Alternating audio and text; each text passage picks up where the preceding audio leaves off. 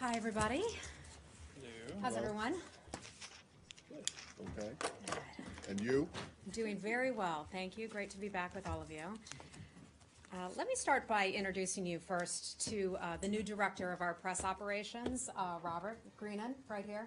He joins us from Post in Austria, and he's been many places around the world, and so he will be a valuable asset and resource to all of you. He's done a terrific job already, and so this is his first briefing with me. So, Robert, thank you. So the floor is yours. Yeah, now you have to take over. And Mark Stroh will continue to be on, and Mark has been incredible in helping me to get up to speed, so thank you. All right, a lot of stuff going on today, so let me start out with a few toppers that I have. First, let's start with the Secretary's travel. Secretary Tillerson is in Hamburg, Germany today, and he is accompanying President Trump in meetings surrounding the G20. He will also participate in a series of bilateral meetings tomorrow. That schedule is still being finalized. I know you have a lot of questions about that. We'll announce those hopefully later today. The Secretary will then travel to Kiev, Ukraine on July the 9th to meet with a group of key activists pushing for reforms and meeting with Ukrainian President Poroshenko. The Secretary and President Poroshenko will host a joint media availability after their meeting. The Secretary will also meet with the staff and families of our embassy there. The Secretary will then depart Kiev in the afternoon on July the 9th and travel to Istanbul, Turkey. On July the 10th, the Secretary will participate in bilateral meetings, including the meeting with members of the Turkish government. The Secretary will also meet with our staff and families of the U.S. mission in Turkey, and I know he looks forward to doing that. The second thing that we have going on is Brett McGurk, our special presidential envoy for the Global Coalition to Defeat ISIS, will host members of the coalition for a series of meetings in Washington, D.C. next week. This will be an opportunity for members to discuss the efforts to defeat ISIS, including maximizing pressure on its branches, on its affiliates, and on its networks. The coalition will discuss all aspects of our campaign, including stabilization support, counter-finance, foreign terror fighters, counter-messaging, among other things. The meetings are taking place at a key moment in the fight against ISIS. Just as ISIS is trying to stay alive, we remain dedicated and committed to defeating them. There's still a lot of work to be done, but the coalition has a strong and proven strategy committed to the total destruction of ISIS while in parallel preparing for the day after. Another thing, this is related to Iraq, and we were pleased to announce this. On July the 5th, Ambassador Silliman, our U.S. ambassador to Iraq, announced the U.S. government's intent to provide $150 million to the United Nations Development Program to support the government of Iraq identified stabilization priorities in the areas of Iraq that have been liberated from ISIS. The funds will support efforts to establish basic security, reestablish essential services, restore local economies, stabilize communities, and allow Iraqis to finally return home. This brings the United States' commitment to stabilization programming in Iraq to more than $265 million over the past 2 years. The funds will be provided through USAID. And then finally, one last thing. The United States remains deeply concerned over Tuesday's violations of the ceasefire in the Nagorno-Karabakh conflict that resulted in multiple civilian casualties, including possibly a 2-year-old child. This happened near the line of contact. We wish to extend our heartfelt condolences to the families of those victims. Along with the OSCE Minsk Group co-chairs, we call upon the sides to cease military action and return to the negotiating table. Our policy remains clear in that region. The only solution to this conflict is a negotiated settlement based on international law that includes adherence to the principles of non-use of force, territorial integrity, and self-determination. And with that, I'll take your questions. Matt Lee, would you like to start? Thanks. Let's start with Syria/Iraq and the Secretary's statement from last night, Okay. which made note of the fact that the situation in Syria in particular would be a subject of discussion when President Trump meets President Putin tomorrow. And it talked about, as you know,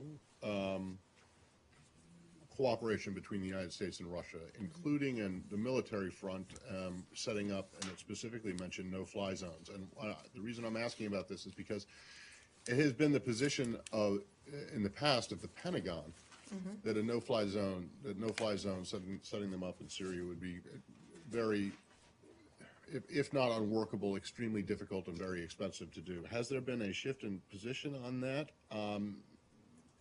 And is this a serious offer? Because this administration and the previous administration wanted to have proposed suggestions of cooperation with the Russians and like this, and it never bore any fruit, or they never bore. So, understood, and thank you for that question. The Secretary's statement from yesterday, and I know a lot of you are very interested in that, it describes how our interactions with Russia on Syria are at the moment. We are continuing to have conversations with the Russians about how things will play out in Syria.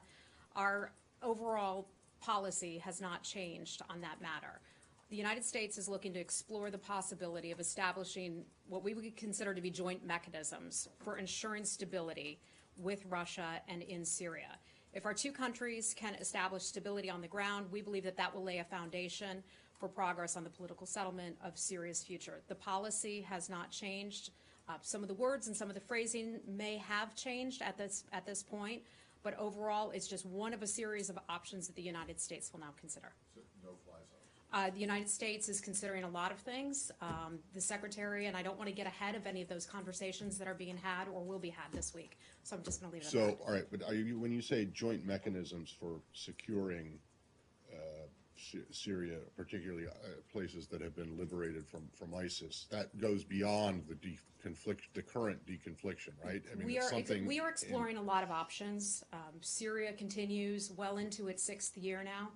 We believe that Russia has a special responsibility. They have unique leverage over the Syrian regime, and so we're going to continue to put pressure on them and ask them to do more, and we will continue to work with them as this dialogue unfolds this week. Can I pick up Yeah, on hi, that? Lise. Can you, so given that he said, even in the beginning of the statement, that he was kind of putting this out there because he knew that the president, the two leaders, would talk about this. So, you know, these discussions have been going on with the Pentagon and also with Russian officials for weeks now. So would you see this kind of following up on what Matt was saying? Is this a kind of an opening offer, if you will, that the two presidents are going to see that as a kind of jump off point for, you know, the beginning, not necessarily that they would have been negotiations in this meeting, but he laid out certain conditions under which the Russians, under which you would consider that if the Russians were to accept their responsibility, if they, so, I mean, I we're wouldn't just say trying that to. at all. There are a lot of options on the table. The overall goal, and let's stay focused on the overall goal is to eventually bring peace and stability and try to grow some of the de-escalation zones, which we've had some progress with, certainly not enough, but we've seen a slowdown in terms of some of the attacks taking place. So the goal would be to advance numerous options to have conversations with the Russians. So where do you see this as in terms of a jump-off point for the presidents? Do you consider that they'll just have a kind of general discussion of the idea, or? I'm not going to get ahead of the president and the White House conversations, but I know that the secretary will be very engaged in that, and the president will as well. Really the most specific thing that we've heard in terms of anything that would be discussed in this meeting. From me, you're not going to hear from me getting into what exactly is going to be discussed in those meetings. I just don't want to get ahead of those, so I hope you can understand that. Okay, hold on. Barbara, go right ahead. Yeah, it's If you're saying you're throwing out options that could be discussed, he was very specifically mentioned something that's been a point of controversy for a couple of years. So it doesn't sound like he'd just say, oh, well, maybe we'll do a no-fly zone, but we'll see. It seems to have been a shift. I can tell you that we've been talking with the NSC, we've been talking with the Department of Defense. There have been lots of parties involved with these conversations. The conversations will be had this week. They will continue for the time, you know, for the future. And that's all I'm going to give you on that. You know, not to belabor the point, Yes. but, you know, That's how you- no-fly zone. But I I'm will. Sorry. I'm All sorry. right, then I will. Sorry, because That's okay. it is really a big deal. It is something that was time and again stated by the Pentagon, by generals, by the former Secretary of Defense and so on, that it's a very difficult thing to impose and enforce, as a matter of fact. So is this something that would, you know, likely create some sort of a problem with coordination with Russia? After all, the statement itself, the Secretary's statement, is quite, you know, positive about Russia's role. I think we are looking forward to continuing conversations with the government of Russia to see what we can do with them in concert to try to resolve the situation in Syria. Now, just a quick follow-up on Syria. In the south, in the south of the country, in Daraa, with the Jordanian border, things have, you know, a ceasefire has been taking place, and it seems to be holding. Do you have any position on the ceasefires that are taking place in various areas of Syria? I know that And that how is- are you coordinating Yeah, with both the Russians and the Syrian government? I can't get into the deconfliction lines. That would be a matter for DOD. I know that we are pleased when a ceasefire can take effect and take hold and allow for the humanitarian assistance to come in. That is something that we continue to push for and hope that we will continue to see progress. We've seen some limited progress in terms of the ceasefires. We hope that that will continue. Can we stay on Yes. those proposed joint mechanisms? No-fly zone was only one of those. There are several others mentioned in the Secretary's statement. And I wanted to ask if it is something, if those nuts and bolts are something that's being discussed right now, or this is sort of a dangling somewhere in the distant future, that something that might be discussed or might not. Because the previous administration, and it is well known, came very close to actually striking a deal with Russia.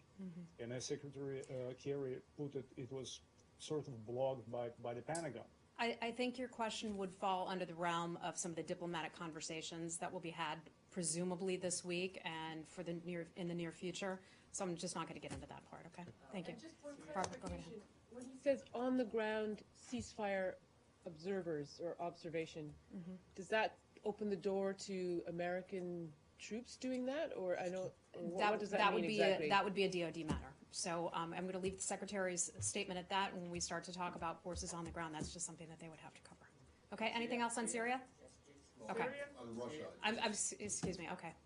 I just wanted to know if Yeah. there was any, in the meeting that Tom Shannon had with the Russian ambassador the other day, did they make, was there any progress? You have such a good memory. You really was do, only Matt. Monday. Yeah. Was that Monday? Dog years in this job. It feels like it was longer ago than I that. just wanted to know if there's any more progress yes, on getting so, the Mr. Sh- Ryabkov channel. Mr. Shannon and Ryabkov did have a conversation. Kislyak. It's Kislyak, excuse me, did have a conversation, thank you, about trying to restart those Right. meetings that the Russians had canceled Right. a couple weeks ago.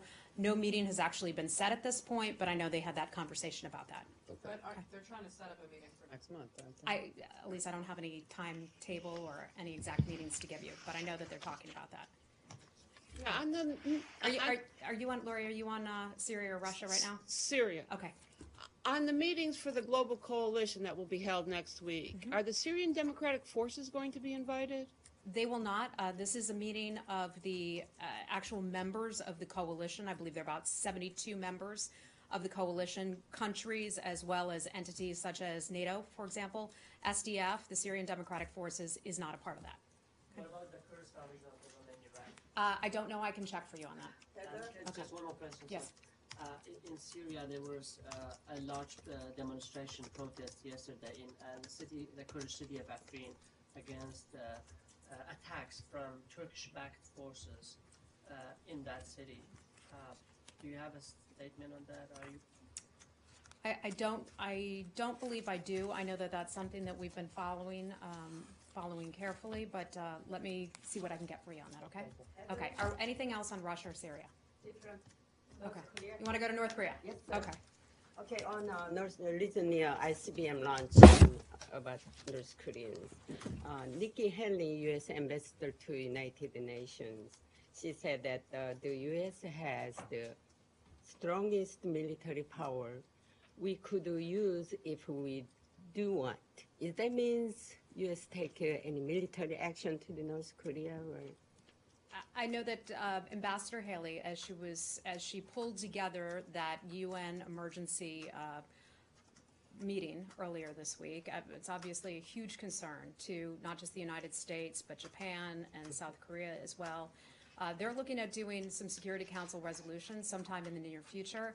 As it pertains to military action, that's not something that we can speak to here from the State Department regarding that. But this is the additional sanctions against the North Korea. Yes. But Russia and China still not agree with these sanctions. How are you going to convince this? I think that would be an Ambassador Haley question. I know that she'll be speaking with her counterparts very closely. She's been a very effective spokesperson here as ambassador to the U.S. UN. And I know that's going to be something that we just continue to have that conversation to be able to put additional pressure on the DPRK.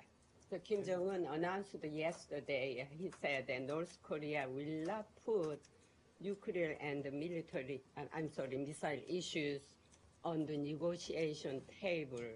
He doesn't want a negotiation table these issues. Right. Are you going to accept this? It sounds like he wants to keep his nuclear and ballistic missile program. That is something that the United States and the world is against. We've had multiple United Nations Security Council resolutions. What they are doing there is not only a threat to the region, but we view that as a threat to the world. And I think the world community is really coming around on that and understanding through what they watched happen here on our 4th of July and what a huge concern that is to the world. And I think the world will increasingly get behind the United States and our other partners and call out, not only call out North Korea, but continue to ratchet up the pressure on North Korea. Anything else on North Korea? Okay, Rich, hi. Is the U.S. beginning to lose patience with China on this issue? I think we view it as there's a lot of work left to be done. We're still somewhat early on in the overall pressure campaign against North Korea. We continue to believe that China can do a whole lot more to try to bring additional pressure to North Korea. We continue those conversations with China. As you saw, I believe it was just last week, that the Treasury Department put additional sanctions on Chinese companies that were doing business in North Korea. So I would anticipate we would look to continue to put pressure on North Korea in that kind of fashion. But in terms of sanctions that are in the future, I'm just not going to broadcast or get ahead of what we might do. Can I follow up though? But the president has kind of, like about a month or two ago when the Chinese president came here, he was saying, that we're working together, seemed like it was more of a partnership. And in recent weeks, he's kind of seemed to indicate that, oh, well, that was a lost cause. We tried. And now it seems as if it's, yes, you still want China to help on North Korea, but it's more of a pressure tactic with China as opposed to working as partners. I think what we're seeing here is just overall diplomacy. We're seeing Secretary Tillerson and many of our counterparts here at the State Department reach out to not just China but other nations to address the issue in North Korea. The president is doing it in his own fashion as well. And I think we're just watching our democratic process play out and watching it play out the pressures that we're continuing to put on North Korea. Do you see China as a kind of partner in this endeavor to pressure North Korea, or more like, a hostile witness type of situation? I wouldn't describe it. I wouldn't describe it either way, Elise. I think we just continue to work with China and talk to China, as we do all nations, about using what leverage they have. And China has unique leverage with North Korea because of that strong trade relationship that they do have, and also borders and so forth. So we continue to put pressure on China. We expect and ask them to do more, and we'll continue to do that. Was the sanctioning of the bank last week the thin edge of the wedge? Are there other Chinese entities in the pipeline ready to go if China doesn't do that? Would be a Treasury itself? matter. I can't imagine that they're going to get ahead of any sanctions. If you start announcing sanctions, then those people or entities that would be sanctioned then have a heads up. So we're not going to get ahead and start broadcasting sanctions. On that point, Hi. with this latest rocket launch or ballistic missile launch, China now is releasing a joint statement with Russia, proposing something that your predecessor had said was a non-starter for the U.S., this idea of a freeze for free. So are you actually losing China's cooperation on this issue? I think that doesn't really matter. We see it as there's no equivalency between the United States and its activities and actions that it undertakes with its allies, including South Korea and also Japan. These are something that are lawful. It's long-standing that we do, whether it's military exercises or basing over there. These are all things that have taken place since the 1950s. So that wouldn't change, and I think that's the important thing, that we are standing up for our allies and our men and women who are on the ground serving in the region. But the fact that China is now again calling for us to either halt or, bring down the military excesses a little bit, and they're doing so now with Russia, who has increased trade with North Korea over the last couple of months. Is that not a sign that we're losing their cooperation? We do these kinds of exercises and have relationships like this all over the globe. If China and Russia decide to come out against that, that is not going to change our position. Do you see a increased stance with those two countries? I know at the UN Security Council meeting yesterday, both countries also made a point to criticize the deployment of THAAD in South Korea. I'm sorry, who criticized that? Both Russia and China. Do you see them working closely together on this issue against U.S. interests? I don't know that really matters. That is not going to change where we stand on the issue. We had a very productive meeting with Mr. Moon when he came over here. I believe it was last week. We have had, I know the Secretary met with his counterpart, the Foreign Minister, here that same week, and they had lots of discussions about the importance of that, the alliance decision that was made, and the reason that those decisions were made to deploy that in the first place. And that is the safety and the defense of our partners over there, as well as the safety and defense of our U.S. forces over there. I just can't see that changing. Okay, anything else on DPRK, South Korea? Hi. So given, especially what the president said about China's trade with North Korea increasing, I think up close to 40%, with the administration, some of the most effective sanctions against Iran were actually congressionally imposed secondary sanctions that were kind of imposed over a number of years in various pieces of legislation. Would the administration support that sort of legislation or sanctions of that kind against North Korea more broadly, so so-called secondary sanctions? I think that's something, if Congress chooses to announce sanctions and to vote on sanctions, that would be a congressional matter, so I'm not going to weigh in from here on anything that's taking place or that may take place in Congress, but we'd certainly keep an eye on that. Okay, anything else, DPRK? Yes. Hey, Michelle. Hi. Go right ahead. Now that the U.S. has put the entire world on notice, from the State Department's perspective, what does on notice mean? The entire world on notice regarding what? North Korea at this Regarding point. North Korea. Yeah. Okay, so we've continued to talk about this from here, and I can't underscore enough the importance of the message that the Secretary and I believe the President also has delivered to nations around the world. Let me assure you that when they have meetings with countries you may not even imagine, that I can't get into, unfortunately, because they're private diplomatic conversations, but we've continued to reach out to many countries that have citizens from North Korea working in those countries. We've called on those countries to cut the business that they do with North Korea. We have said, if you have guest workers in your country from North Korea, eliminate those guest workers. And by that, I mean send them home. We have said to them, if you have 10 guest workers, cut that to 5. If you are doing business with North Korea that is $2 million worth, for example, a lot of countries will say, oh, it's not much money. This secretary and other folks in this administration have come back and they say, cut that in half. That is the kind of economic and diplomatic pressure that we continue to put on countries around the world, and many of them are taking notice and starting to do things about that. Some of them have done things about that for a while, but that pressure campaign, we believe, is continuing to work. One example that I can give you is in Germany. You all may recall, it was a couple months ago, that there was a German, there was a North Korean, I believe it was a hotel. I can double check the facts. This is just off the top of my head. But there were North Korean workers, and we had concerns that those workers would collect the money and then be forced to give it back to their government. We believe, as we've looked at this model, that money ends up going to the illegal nuclear and ballistic missile programs. So we continue to look at those countries, pressure different countries to shut that stuff down. So does on notice mean we see you, or does on notice mean we're going to do something to you unless you change? We're in the diplomatic phase of this right now, and that is why the Secretary and others continue to ask countries to do more to change. Does that mean what you just said? I want to make sure that you were just saying this is a generality, but Yeah. Are you looking for all countries that have guest workers or investments with North Korea to cut them in half? No, the half was Okay. just really just an example. That's just I mean, something this came up, the White House said that it came up in the president's call with President Sisi of Egypt. And, there are a lot of countries, yes, and a lot of them that you might not expect who do have North Korean guest workers. But the half is not something that you're going around. Half is not a literal number, no. I'm just saying, for example, some countries may say, oh, we don't do a lot of business with North Korea. We only do $2 million worth.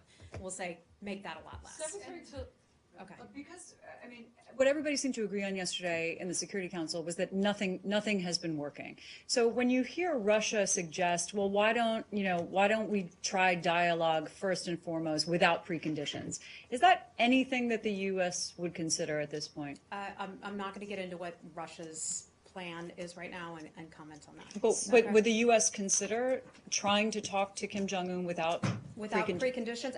I think it's clear to the world that he wants to stick to his illegal nuclear weapons or nuclear program and also his ballistic missile weapons program.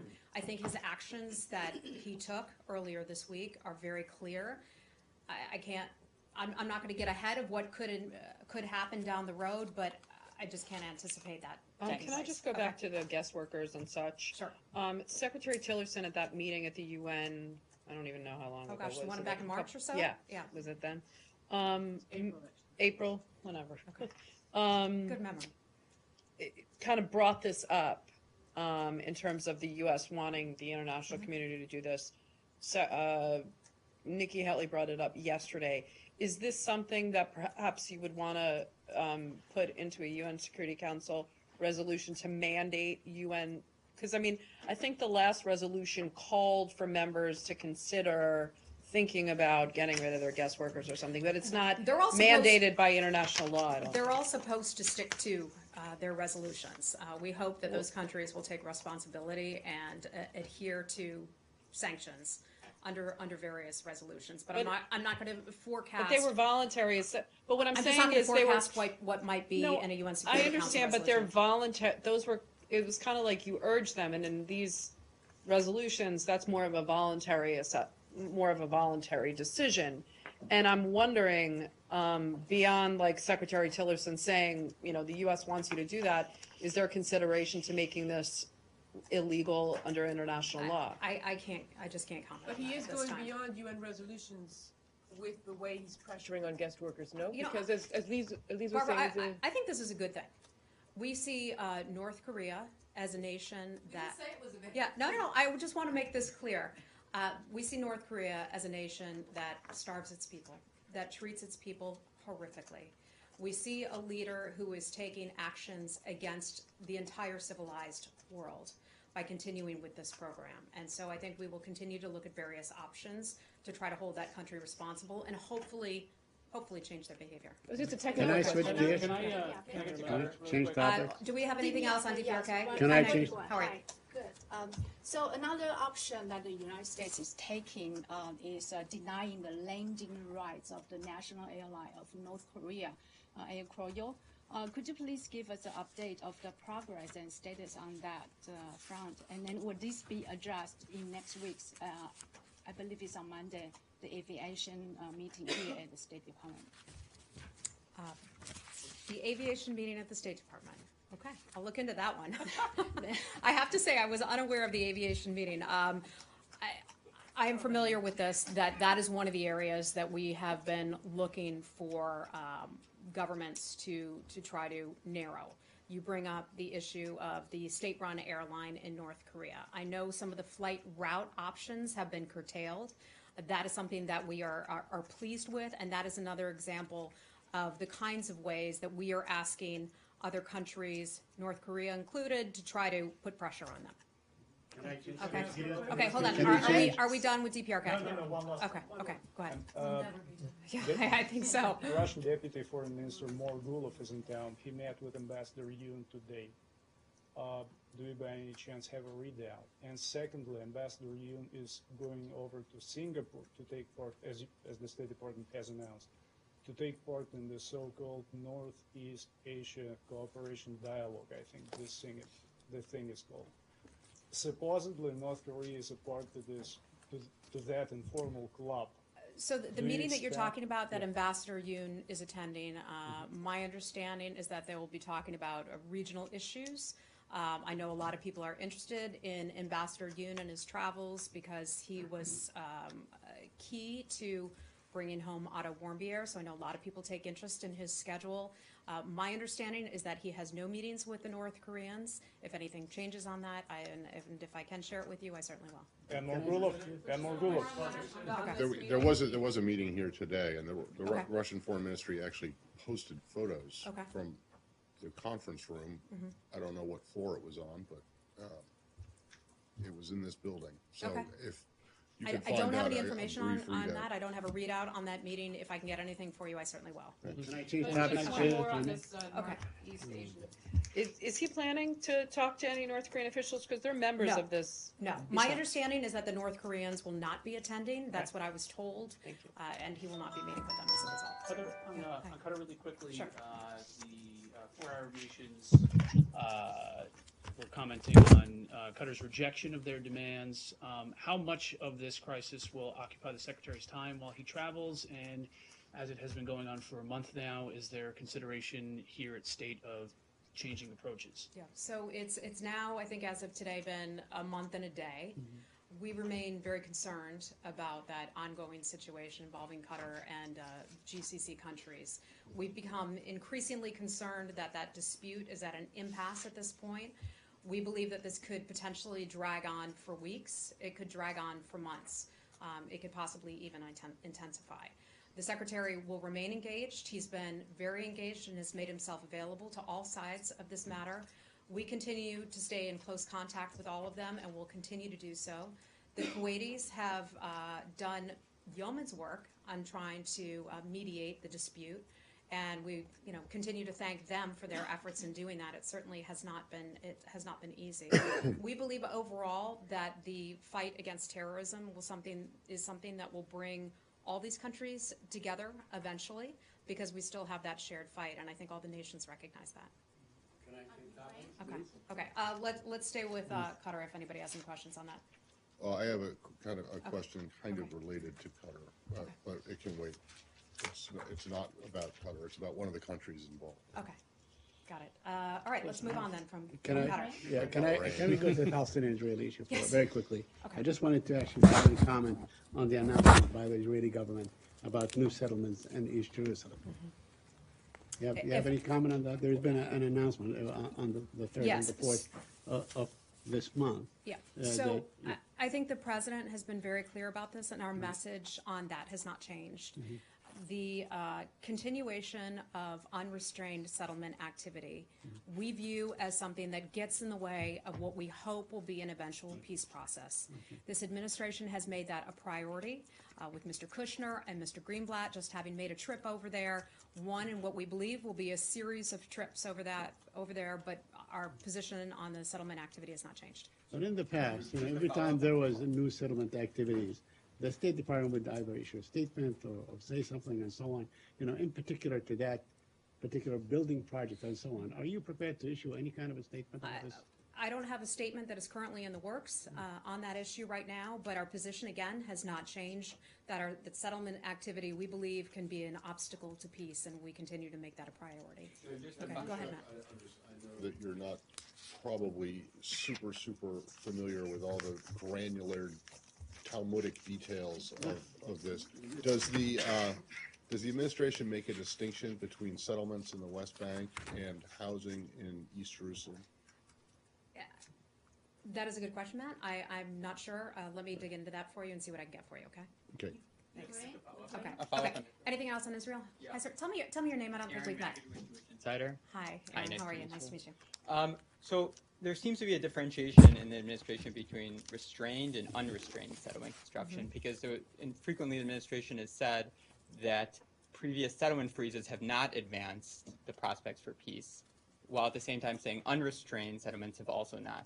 So my question is, are these 800 buildings in East Jerusalem, is this part of the restrained settlement construction that's kind of okay, or is this in the unrestrained, which is not okay? I don't have a map. I love maps, but I don't have a map in front of me that indicates exactly where these settlements are. So I just can't tell you if this is considered to be restrained or unrestrained, but I can tell you our position remains the same, that the settlement activity and pushing that is an area of concern for us. Ultimately, we want peace. That's something that the United States cares deeply about. But how are they really supposed to know if it's restrained or unrestrained if you won't even say it? It's not that I won't. I just don't have a map Yeah. in front of me that indicates exactly where these places are. So Restraint is map and yes, unrestrained. exactly. Thank you. Okay. Let's go to Ukraine. Just want to get an on-camera comment. So yesterday, a senior official said that the U.S. has no intent or desire to work exclusively with Russia.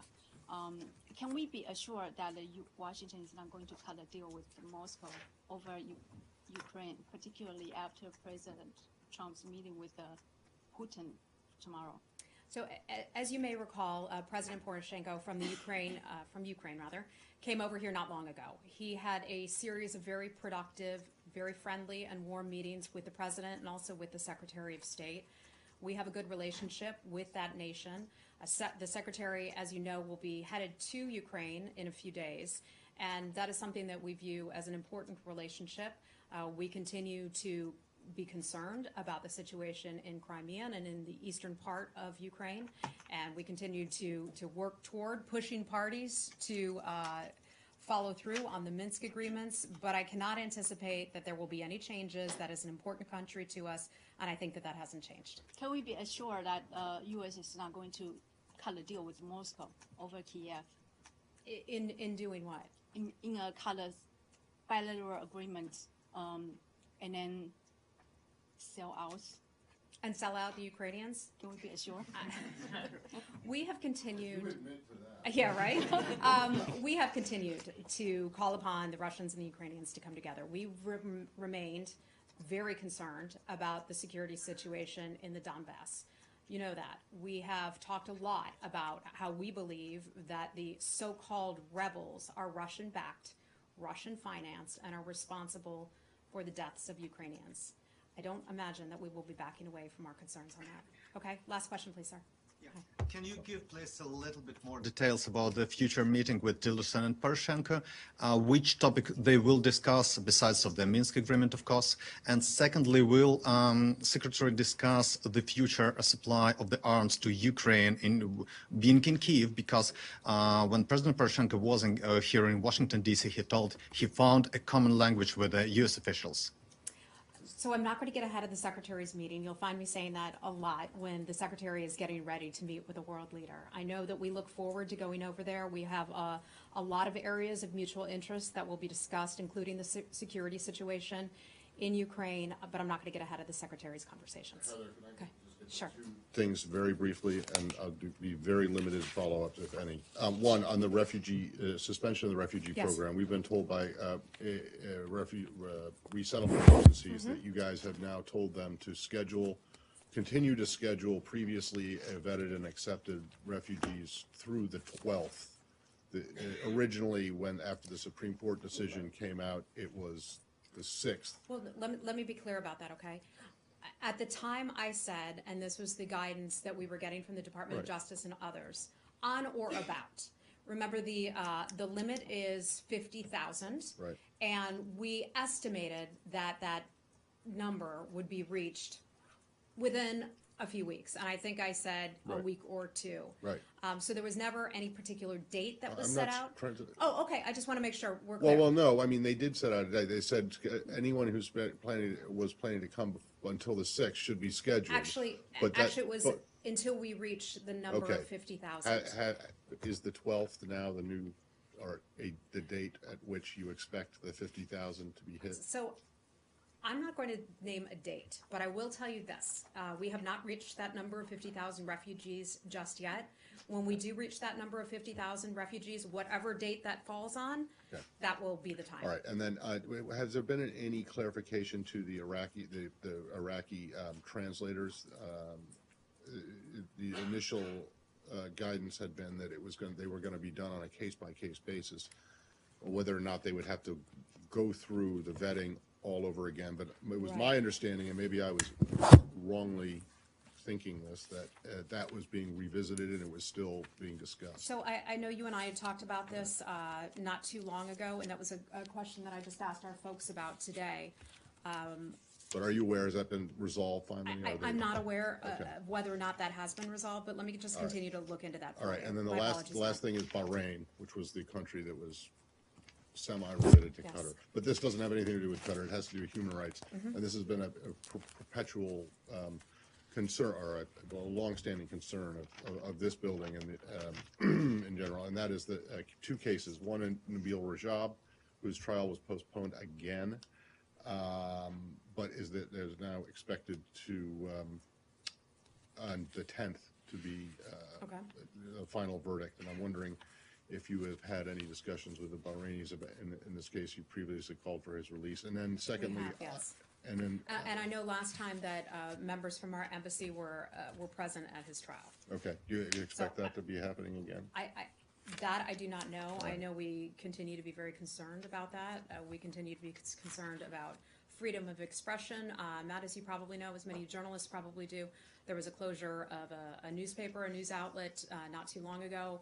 That freedom of speech, human rights remains a concern of ours, and we continue to bring it up. Okay, with and the then are you Bahrainis at the familiar, highest level. overnight, as we were all preparing for fireworks and parades and things like that, a human rights, a female human rights defender was rousted from her home by Bahraini security agents and arrested. She's accused of cooperating with the UN special rapporteurs. Okay. And I'm wondering if you're Do you aware have, of that do you have her case. name, Matt? Let me take Yeah, a look at that it's- for you.